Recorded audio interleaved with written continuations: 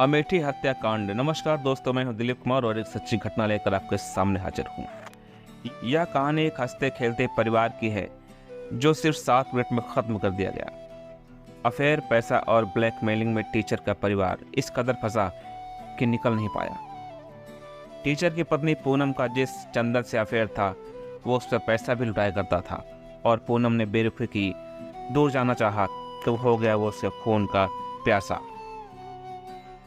Teacher Sunil Kumar मूल रूप से रायबरेली के सिदामापुर गांव के रहने वाले थे। सुनील की शादी 12 अप्रैल 2016 को पूनम से हुई थी। 2018 में सुनील पुलिस के सिपाही पद पर भर्ती हुए और 10 दिसंबर 2020 को उनकी बेसिक शिक्षा विभाग में टीचर की नौकरी लग गई। उन्होंने पुलिस की नौकरी छोड़ दी। पहली तैनाती बीएसएफ ऑफिस में हुई थी। सुनील का घर रायबरेली जिला मुख्यालय से करीब 35 किलोमीटर दूर था, इसलिए वह परिवार को लेकर रायबरेली मटिया इलाके में रहने लगे। सुनील ने जिस मकान में कमरा लिया वहीं पर चंदन वर्मा किराए पर रहता था। यहीं से टीचर परिवार में चंदन वर्मा की एंट्री होती है। सुनील की बेटी दृष्टि की उम्र उस समय करीब 2 साल की थी। चंदन दृष्टि को खिलाने के बहाने, घुमाने के बहाने ले जाता था। चंदन और पूनम में भी नज़दीकियां बढ़ने लगी। 26 साल का चंदन पेशे से मैकेनिकल इंजीनियर था। वह अस्पतालों में एक्सरे, सीटी स्कैन और दूसरी मशीनें भी ठीक करता था। इसमें उसकी अच्छी खासी कमाई हो जाती थी। वह पूरा पैसा पूनम पे ही खर्च कर रहा था। पहले ही उसने अपने घर के जेवर पूनम को दे दिए थे। वह पूनम पर सुनील को छोड़कर शादी के लिए दबाव डाल रहा था। इन सब के बीच कुछ महीने बाद एक दिन सुनील को पूनम के मोबाइल पर चंदन की व्हाट्सएप चैट दिखी। उसका शक बढ़ गया। उसने पूनम और चंदन दोनों को समझाया, लेकिन चंदन मानने को तैयार नहीं था। किसी न किसी बहाने सुनील के घर पहुंचना उसका मकसद था। चंदन ने अपना परिवार बचाने के लिए रायबरेली से दूर 12 मार्च 2021 अमेठी में ट्रांसफ़र ले लिया। अमेठी जिले में सिंहपुर ब्लॉक में पनहोना के कंपोजिट विद्यालय में तैनाती मिली। वह अमेठी में ही परिवार के साथ शिफ्ट हो गया, लेकिन चंदन वर्मा उसका वहाँ भी पीछा नहीं छोड़ा। चंदन यह दिखाने की कोशिश करने लगा कि पूनम से उसका कोई संबंध नहीं है। इधर सुनील पहले पुलिस में थे, इसलिए उन्होंने पूनम की निगरानी बढ़ा दी, लेकिन चंदन नहीं माना।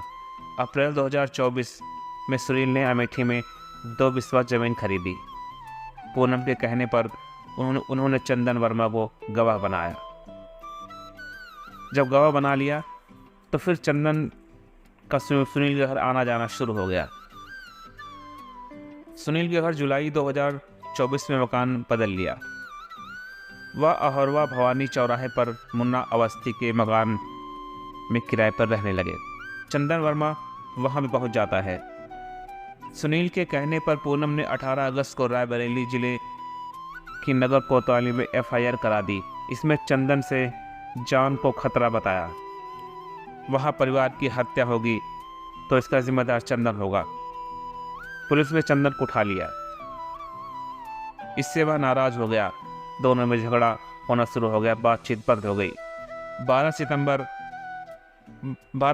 सितंबर को उसने व्हाट्सएप मैसेज भेजा। लिखा, 5 लोग मरने वाले हैं, जल्दी दिखाऊंगा। पुलिस के मुताबिक 3 अक्टूबर की शाम चंदन सुनील के घर लोडेड पिस्टल लेकर पहुंच गया। उसने पूनम और सुनील से फाइनल बात की। पूनम को शादी के लिए कहा, लेकिन वह राजी नहीं हुई। उसने सबसे पहले पूनम को गोली मार दी, फिर सुनील को 3 गोली मार दी। इन दौरान 5 फायर कर दिए। 5 साल की बेटी दृष्टि दौड़कर आई, पिता से लिपट गई।